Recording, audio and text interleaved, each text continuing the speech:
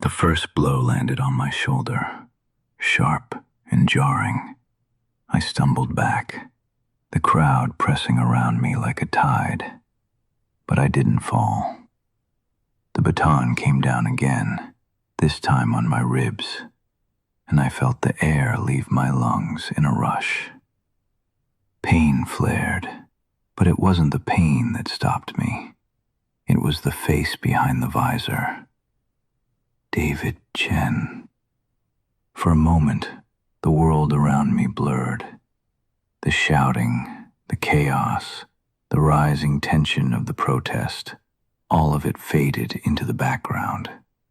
All I could see was him, the boy from the third row, the one who had asked me all those years ago if people had the right to resist injustice.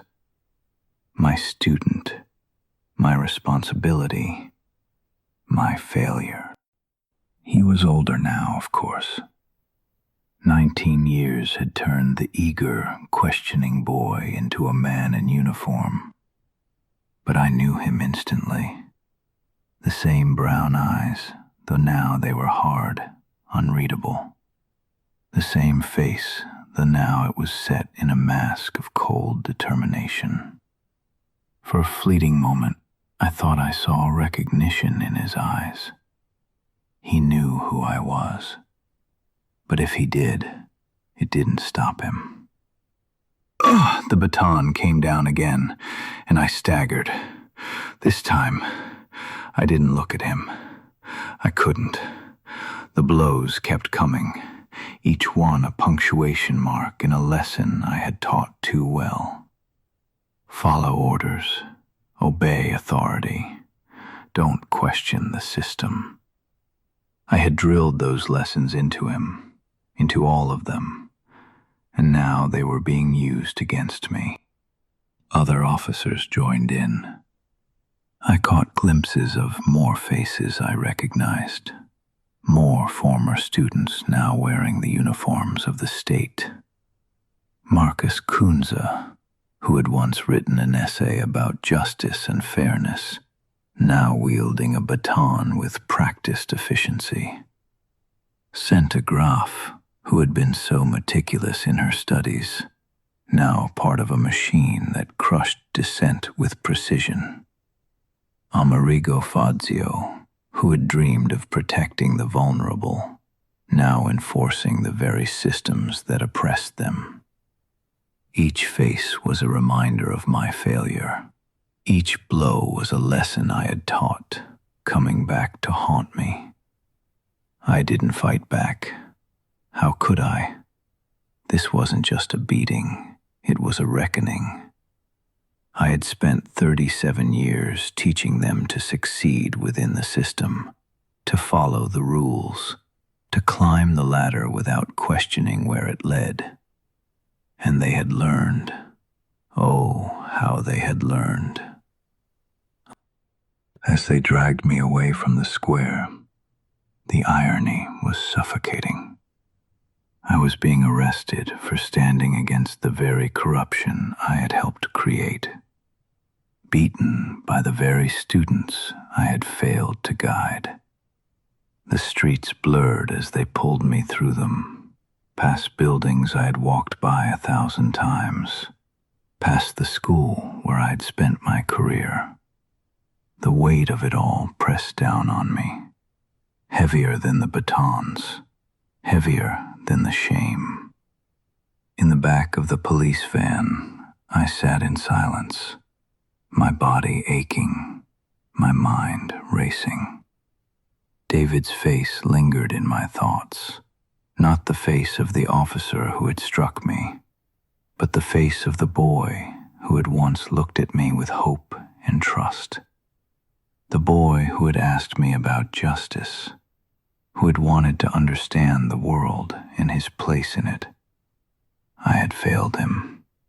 I had failed all of them. I had taught them how to climb, but not how to look down and see who they were stepping on. And now, here I was, reaping the consequences of my own lessons. The van jolted as it turned a corner, and I winced as the movement sent fresh waves of pain through my body. But the physical pain was nothing compared to the weight in my chest. I had spent my life building a system that rewarded compliance and punished dissent, and now that system was devouring me. I closed my eyes, leaning my head back against the cold metal wall of the van. The voices of the protesters outside faded into the distance, replaced by the echo of David's question, the one I had dismissed so many years ago. What if the system is unfair? Don't people have the right to resist? I had no answer then, and now, slumped in the back of a police van, bruised and broken, I still possess no defense. One thing was clear. The system I spent my life upholding was not just flawed. It was rotten, and I had been one of its architects. The van jolted one last time, and the ride ended. I was marched through the corridors and left alone in this prison cell, with nothing but my guilt for company. I don't remember when my eyes closed. Maybe it was sleep, or maybe it was just exhaustion finally catching up with me. 5 days in this cell, and I haven't slept properly once. The cold floor, the bruises, the endless replay of my mistakes, they don't let me rest.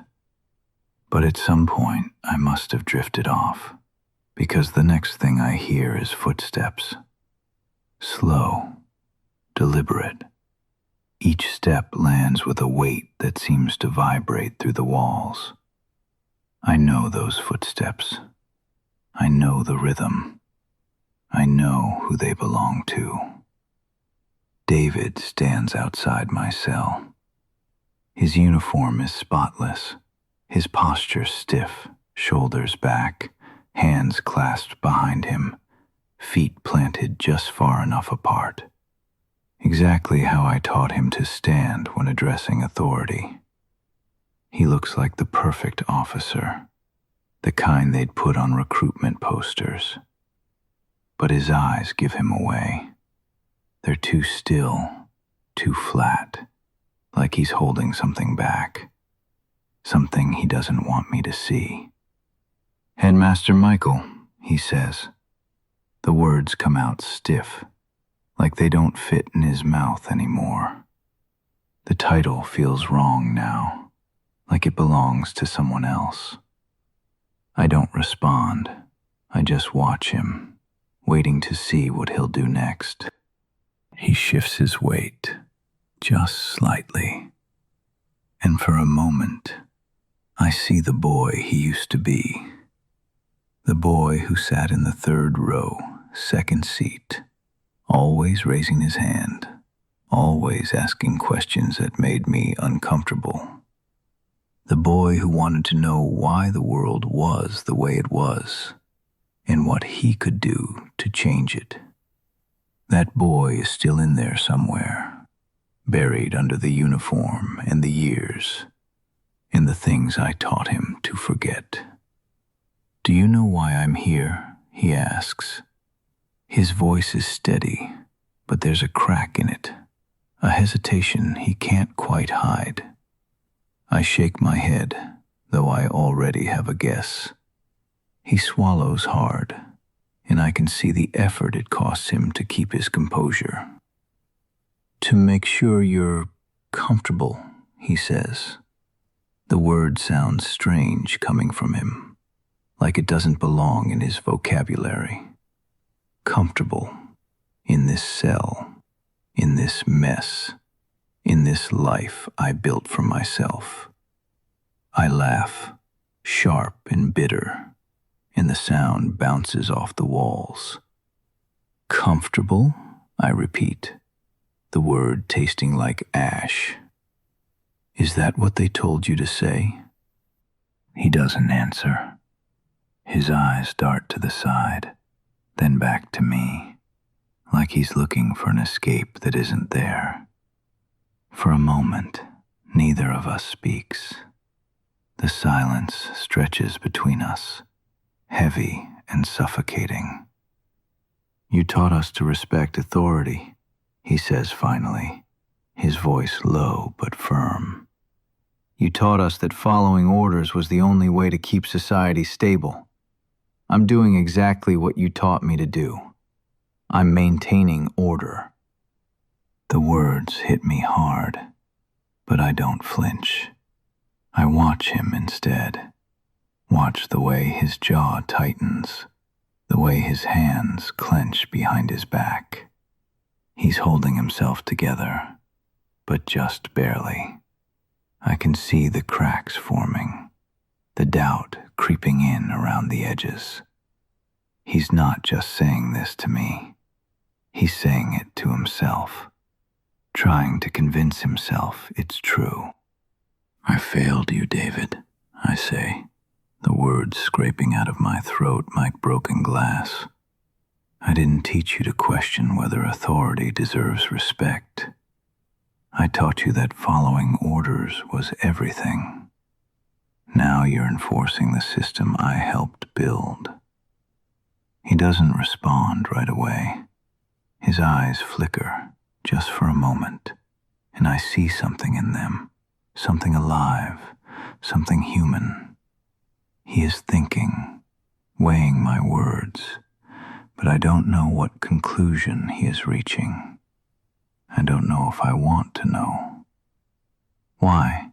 he asks finally, his voice softer now, almost hesitant. "Why protest against everything you taught us to respect? Why stand against the system you helped us understand? The corruption will continue.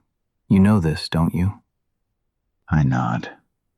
Of course I know. I've known it since the moment I decided to join that march. I wasn't protesting because I thought I could change the system.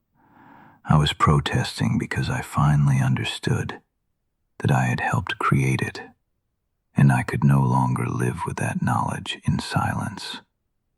"Then why?" he presses. And for a moment he sounds like the curious student he once was. "Why throw away everything you built? Your reputation, your legacy, your freedom? Why risk it all for something that won't matter?" And there it is, the question I've been avoiding, the one that cuts deeper than any baton or bars or shame. Why did I do it? What did I hope to accomplish? "Because," I say, my voice barely audible, "I finally realized that my legacy was not what I thought it was. I thought I had built something noble, educated minds, successful careers, productive citizens.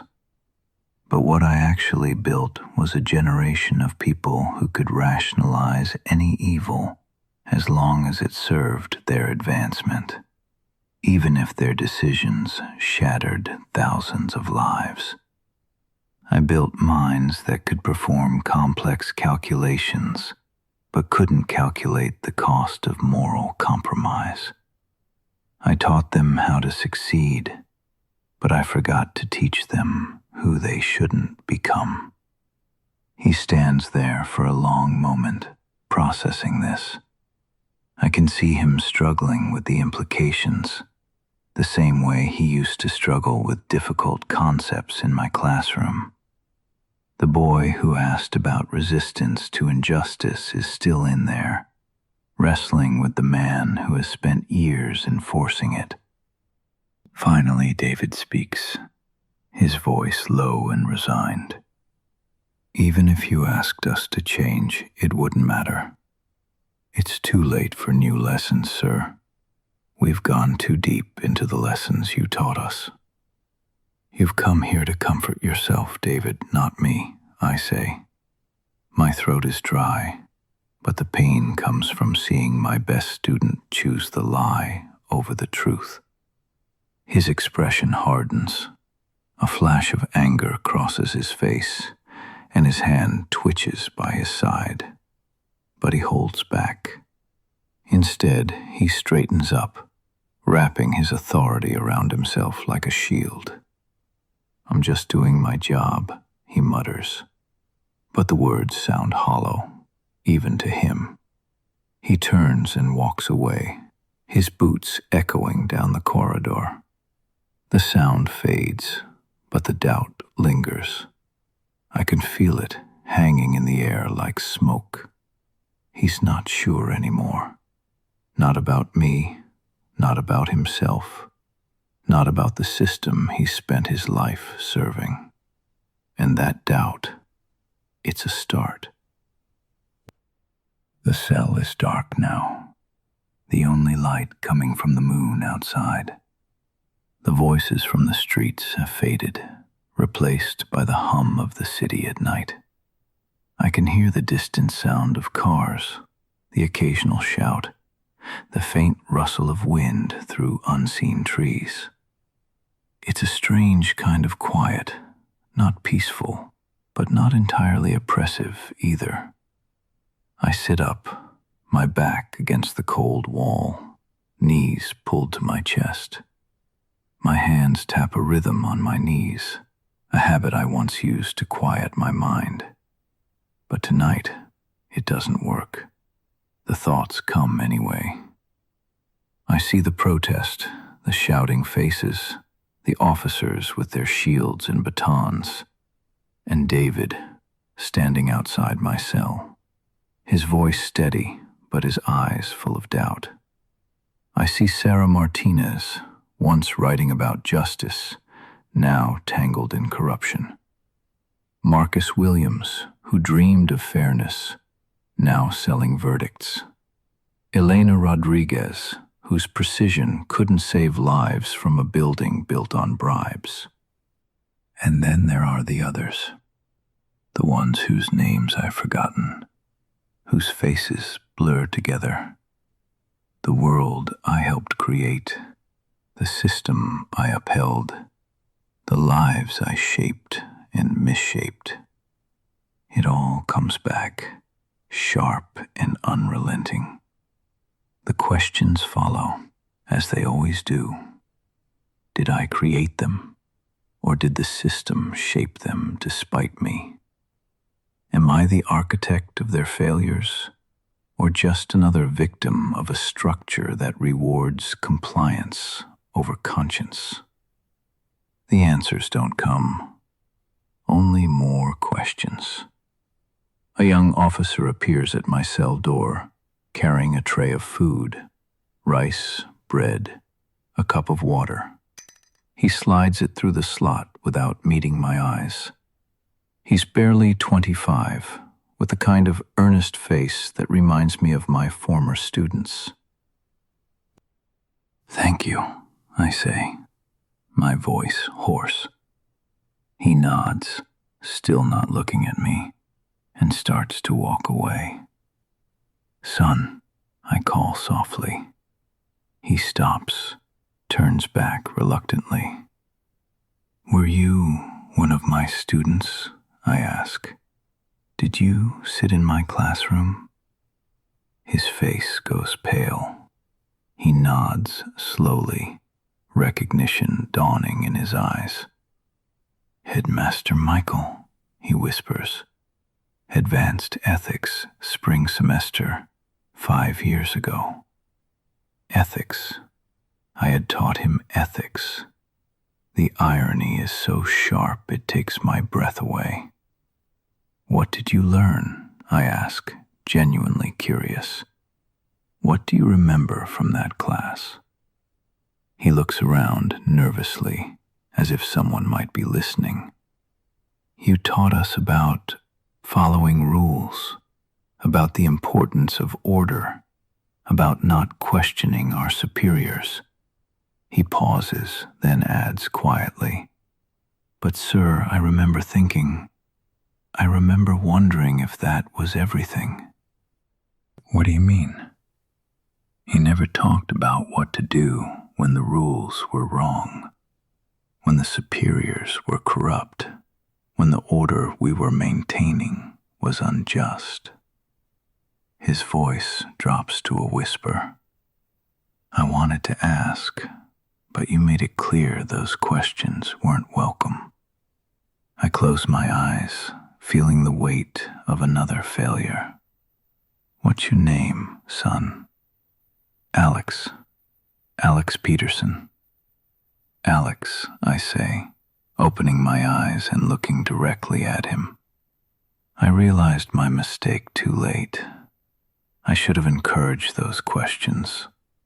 I should have taught you that true morality isn't about following the code. It's about questioning the code itself. He stares at me for a long moment, then glances around again before leaning closer to the bars.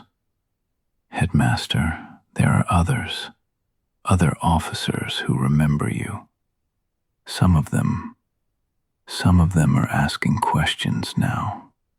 After what happened at the protest, after seeing you there.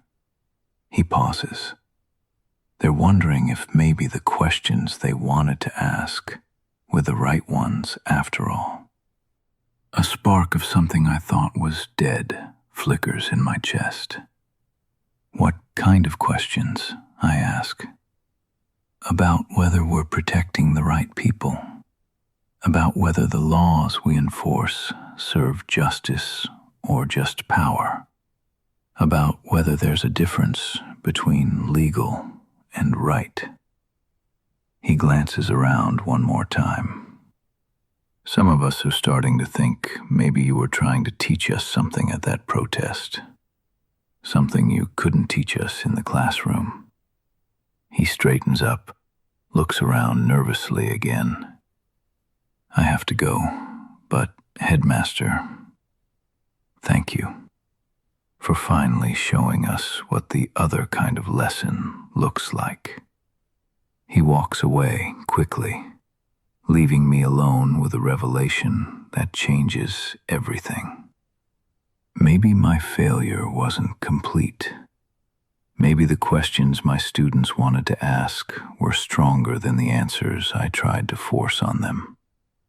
Maybe some part of them, some small, stubborn part, had refused to accept my lessons about compliance and obedience. Maybe it's not too late for them to give themselves what I couldn't give them. For the first time in days, I feel something other than despair. It's fragile, tentative, but it's there. The possibility that even failed teachers can sometimes teach their most important lessons through their failures rather than their successes. The door to the cell block creaks open again, and I hear footsteps. Slow, deliberate. I look up, and David is standing there, his face shadowed in the dim light. But something is different. His posture is less rigid, his hands unclenched at his sides. There's a vulnerability in his stance that wasn't there before. Headmaster Michael, he says, his voice quieter this time. I've been thinking about what you said. I nod, waiting. He takes a step closer, the perfect officer cracking, revealing the uncertain man beneath. You said you failed us, that you didn't teach us to question authority, that you didn't teach us to resist. He pauses, searching for words. But I've been remembering things. Questions I used to ask, dreams I used to have, things I thought I had forgotten.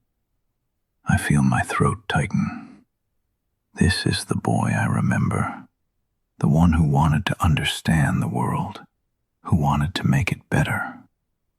After our conversation, I went home and I couldn't sleep. I kept thinking about that day in your classroom when I asked about resistance to injustice, and I realized something. He takes a shaky breath. You didn't just dismiss my question. You looked afraid when I asked it, like you wanted to answer, but couldn't. The observation hits me like a blow. How perceptive he had been, even then. How much he had seen that I thought I had hidden. I was afraid, I admit. Afraid of encouraging you to think thoughts that might make your life harder. Afraid of giving you ideals that the world would crush. I thought I was protecting you from disappointment. But you weren't protecting us, he says. And there's no anger in his voice, just sadness. You were protecting yourself from admitting that the system you served was broken. The truth of it takes my breath away. How clearly he sees it now. How clearly he's always seen it. You're right, I whisper. I was a coward. I chose comfort over courage, compliance over conscience, and I taught you to do the same. He's quiet for a long moment, then sits down on the floor outside my cell, his back against the wall. But here's what I've realized, he says, his voice growing stronger. You didn't destroy the questions. You buried them, but they never died. They've been there all along, waiting. And what you did at that protest, it was like you finally gave us permission to ask them again. What do you mean? 3 of my fellow officers have submitted transfer requests. They refuse to work riot control anymore. 2 more have filed complaints against commanders who ordered them to use excessive force. He looks up at me through the bars. People are talking, Headmaster.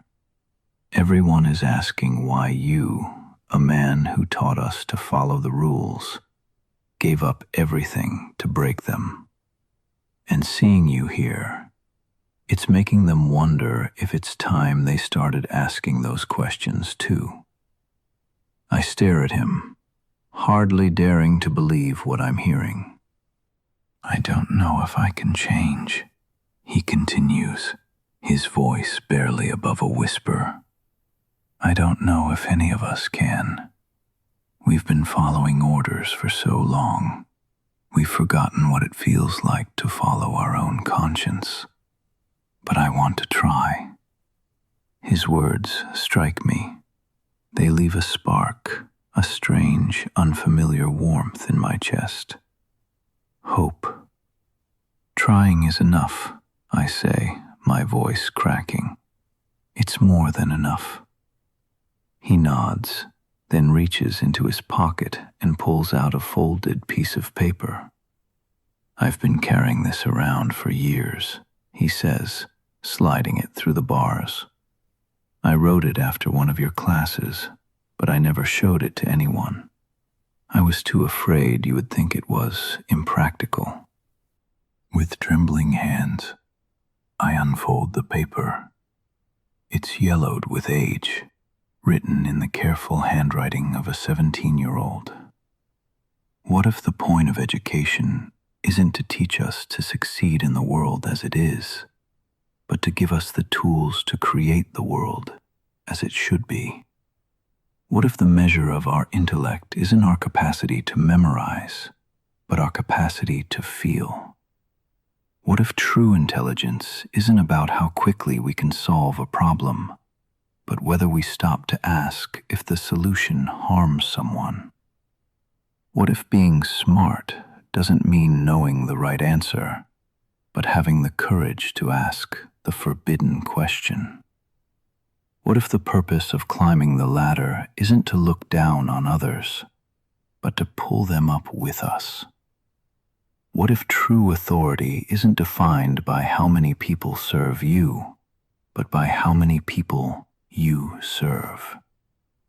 And what if the highest grade we can earn isn't an A on a test, but a clear conscience at the end of the day? I look up at him, tears streaming down my face. David, this is beautiful. This is everything I should have been teaching. But you did teach it, he says softly, just not in the way you intended. By showing us what happens when those questions get buried, when conscience gets sacrificed for success. By finally standing up yourself, even when it was too late. He stands, brushing off his uniform. I have to go. But Headmaster, I wanted you to know, you didn't fail completely. The questions are still alive, and some of us are finally brave enough to ask them. He turns to leave, then looks back one more time. Thank you, he says simply, for finally showing us what courage looks like. After he's gone, I sit in the darkness, holding his essay, feeling the weight of everything that's happened. The guilt is still there. It will always be there. But it feels different now, lighter somehow. Not the crushing weight of pure failure, but something more complex, more human. I think about all my other students out there, the ones like Sarah and Marcus and Elena who chose corruption over conscience. But I also think about the ones like Alex and David, who are starting to ask the questions I should have encouraged them to ask years ago. I used to think redemption was about fixing what I broke. Now I realize it's just the refusal to hide the wreckage. That's the only real lesson I can offer my students from inside these walls. Don't let your security become your cage. A paycheck and a quiet life are seductive, but they are expensive. I paid for my truth with my freedom, but looking back, the price of my silence would have been higher. The protest outside has long since ended. The corruption will continue, at least for now. The system will remain largely unchanged. But perhaps, and this is the thinnest thread of hope, some of my former students will remember this moment. Perhaps they will reclaim the moral curiosity I helped them bury. Perhaps some of them will choose differently going forward. Or perhaps not. But even here, in this cell that has become my final classroom, I've learned one thing.